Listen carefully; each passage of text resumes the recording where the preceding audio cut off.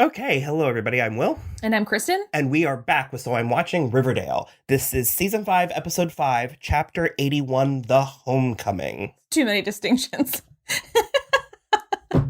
It's so many distinctions. We're watching Riverdale. I'm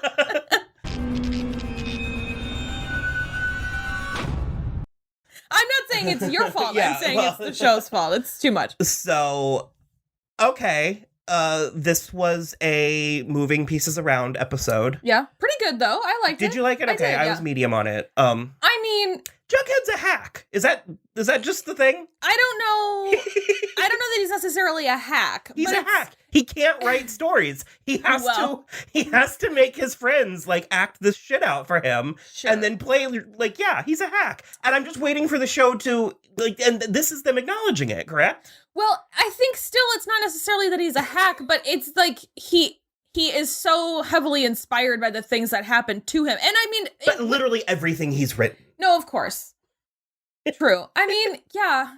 Jason's death, like he just describes what's going on around him. That's, I mean, that, like I've said before, that's a type of writing, but that's not. You're right. They really did bill him as this like Kerouac type of figure, and it's just like Kerouac Salinger kind of figure, and it's just like, I mean, I don't know. I've only ever had like razor thin patience for Jughead. He's fine. He's fine. I kind of like this storyline that he's got, where he's just like, he's sort of at the end of his rope. He's got nowhere else to go. And so he's just like lying to his friends and all. Well, that's not okay. Okay, I will say he has reason here because they didn't show up 7 years ago like they all promised to, blah, blah, blah. I don't know. All of his problems they just seem like problems of his own making. Everybody's problems are problems of their own making on this show. Do we want to talk about Veronica, or were we done with Jughead? No, you like the Jughead? I just kind of like him being like, he's at his rock bottom. He's trying to like, he owes 10 grand to these like loan debt collectors.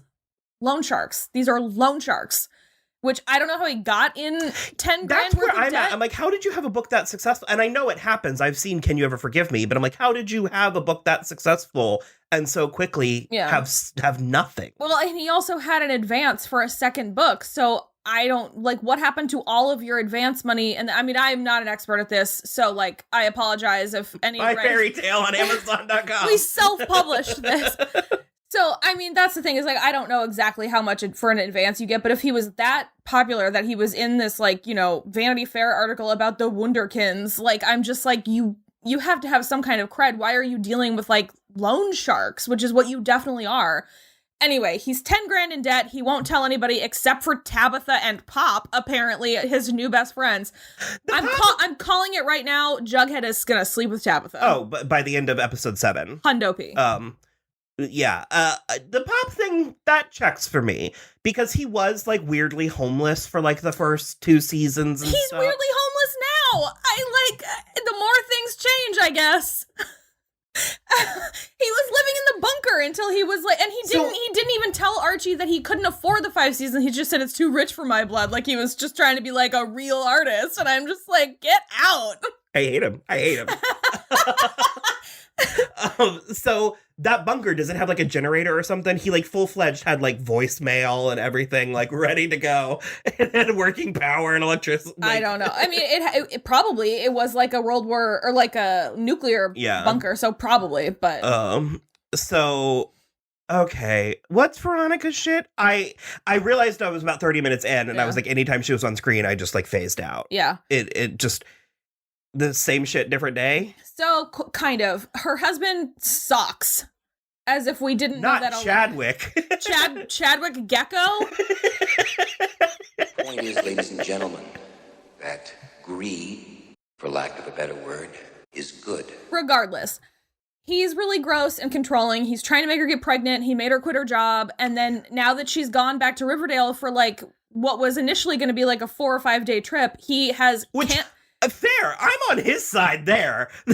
His wife. No. He did it before. Sure. Okay, fine. He basically cut off all of her credit cards because she was gone. And it's just like she left on this like 5-day trip, and that is a ridiculous reaction.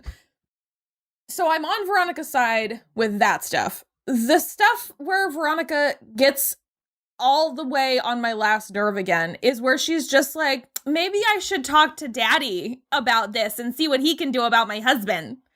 And so she goes to Hiram, and it's just like, I want you to put the fear of God into my husband. And it's just like, first of all, why? Just divorce him. He's obviously terrible. And then second of all, what are you thinking getting in bed with Hiram again? So stupid. So stupid. Well, finally, this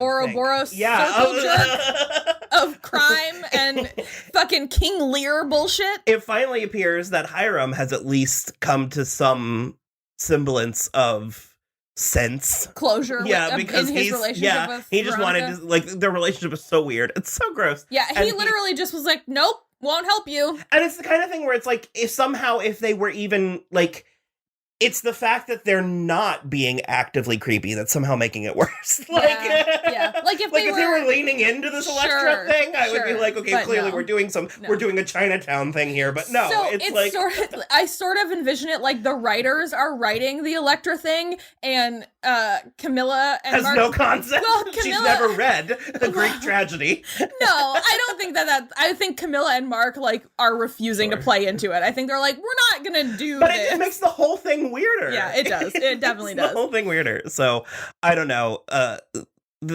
I gotta admit, I don't know what I expected from this season, and this is not me saying I don't like this, and I don't think I'm gonna like it. But there's an element of this where I'm like, oh, we're just trying to make Riverdale a thing again. Yeah. And furthermore, because of the time jump, we didn't really witness Riverdale's decline. Descent, yeah. So it's just kind of like, oh, we're already trying to revert back to the status quo when we haven't even gotten one full episode into this new reboot. Right. And I'm sort of like, I don't know what I expected. Yeah. And I don't necessarily have a problem with it.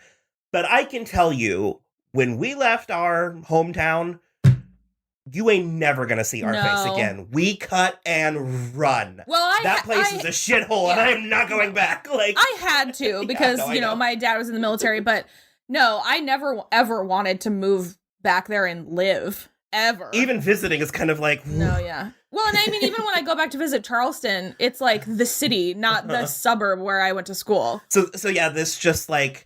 It does, as I bring up frequently talking about the show, there is an American Gothic quality to the show where it's like... Or as Jughead's agent said, Americana.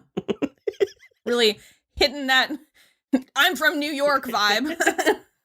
So in that regards, it has a slight obligation to hold up the nostalgia of like small town and high school and all get into the stereotypes. Because I kind of like, I have a hard time believing that these people went on to all of these like incredible like colleges and job opportunities and stuff, and they're pining for their high school experience where they were all but murdered how many times? Like where like 90% of their classmates were killed, and they're yeah, and it's just I also love that half their dads were serial killers. Bring Moose in, I miss Moose. I love Fangs, or Teeth, what they call it, Toothy. He's gotten like even hotter, which I didn't know if it was possible. Do you know who's gotten less hot, and it's 100% due to his hair? It's Reggie.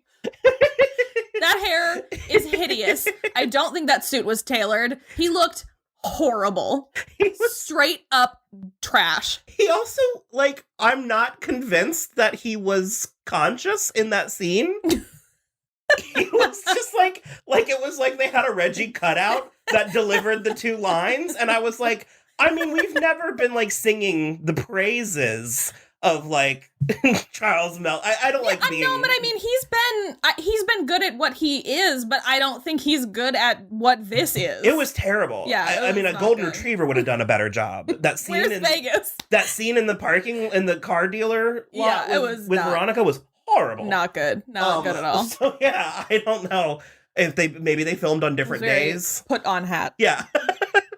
But I love that Tony just runs the town now, and also is apparently best girls with Alice. Amazing. Amazing amazing new dynamic that I'm really interested in exploring some more. Also, Alice feels more frazzled than ever. Well, once again, I was going to say, like, I would find the characterization of Alice here way out of left field if Metchin wasn't such a pro. So good. But she's really selling the, like we just had a time jump, literally, the 7 days pass. Yeah. And she's selling the 7 years. Yeah. Mm-hmm. I agree. It's also, it does also make sense because it's like her sort of wayward daughter is living at home again with her children. And so it's like there's these two, well, she was acting like they were toddlers. And I was like, they're 10 years old. You don't have to like whisper. So do we want to talk about your favorite character ever? Sorry. I mean, I obviously you need to see our back coverage. We have full-fledged journeys with the characters of particularly Polly and Fangs. Mm-hmm. Yeah, we are making some deep cut jokes that that you really, unless you've been with us this whole time. But, I mean, we could do a really quick recap of the Fangs thing. No. Polly, I have always hated Polly. I have never understood what was it? So that you didn't like her? No, in this episode, what the fuck was she doing? Well, she was like, what Betty said, she was either dealing or like sex working for the ghoulies. In her polka dot dress with like red bra and like half crimped hair. There was just like one weird crimp. Yeah. It was so strange. All 3 of the Cooper girls, it's like fucking Rapunzel City. I have no idea what's happening, but they all were just like, yeah. I'm surprised they're not all locked in a tower. But no, it like, so. And the scene where Betty called the job. Oh, God. She was like, hey, it's Polly. What's my schedule this week or something? Yeah. And he's like, Polly Cooper, you haven't worked here in a year. You've been dead for 40 years. I'm trying to decide what we need to actually cover, because she disappeared and then at the end of the episode was running away from that trucker who killed Squeaky. Yeah. And I guess, I don't know, are people dead? I mean... Yeah, I don't know. Where did it come from? Where did it go? Yeah. Sorry, it just really hit me. A Cotton Eye Joe thing just really hit me. So no, I agree. I'm curious about what's going on with the truck driver, but that is. Is it a ghost truck? Like that truck's been dead for 40 years. Have we really? Does that explain all the weird time discrepancies in this show? Is everybody dead?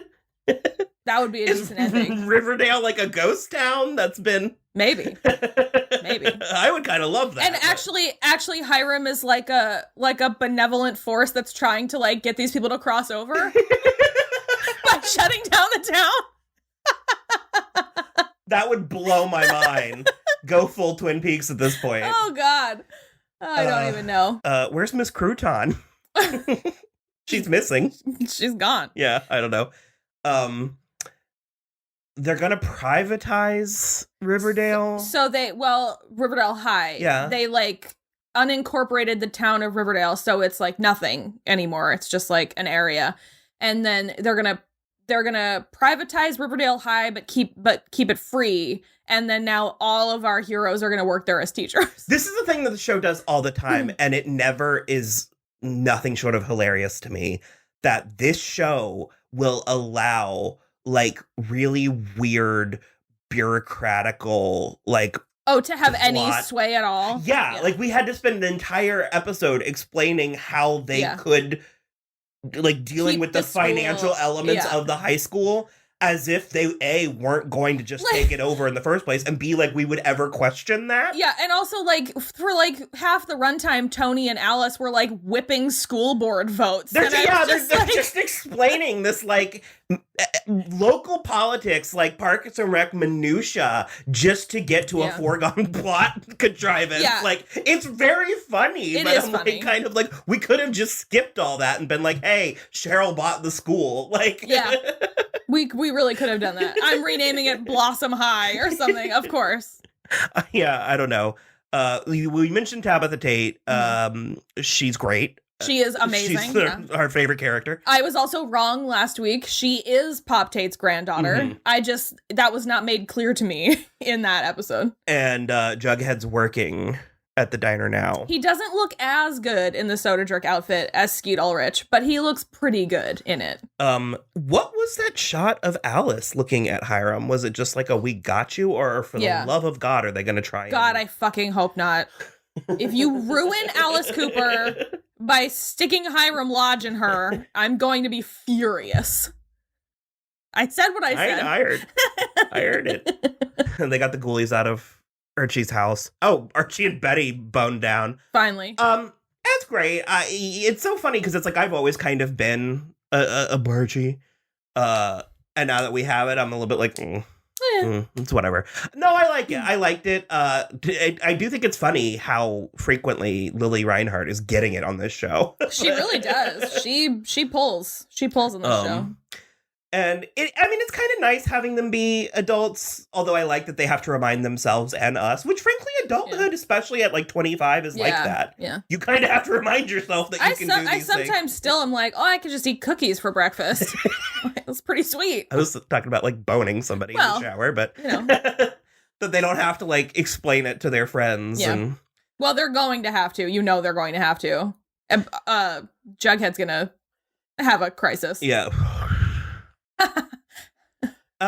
Kevin's still there. He hasn't had a plot in 37 years. I don't really know. We'll see. I'm all about like our core four and our couples and stuff. But remember when Kevin and Betty were friends? Yeah. And even Kevin and Cheryl have had some good stuff in the past, and it's just like Cheryl's an island to herself right now, and I feel like it'll be that way for a while. But I'm very curious. I'm anxious for her to get out of whatever she's in, where this ennui that she finds herself in. I'm anxious for her to be Cheryl again because she's just sort of sad right now, and I don't like that. Smithers is still around. Yeah. The only good man in the entire... Well, now that Fred's gone. Yeah. Smithers is just like, yes, Miss Veronica. Men are following you again. So, I think that's about it. Like I said, this was a lot of moving pieces around. Yeah. So we'll see where it goes. Yeah. Awesome. All right.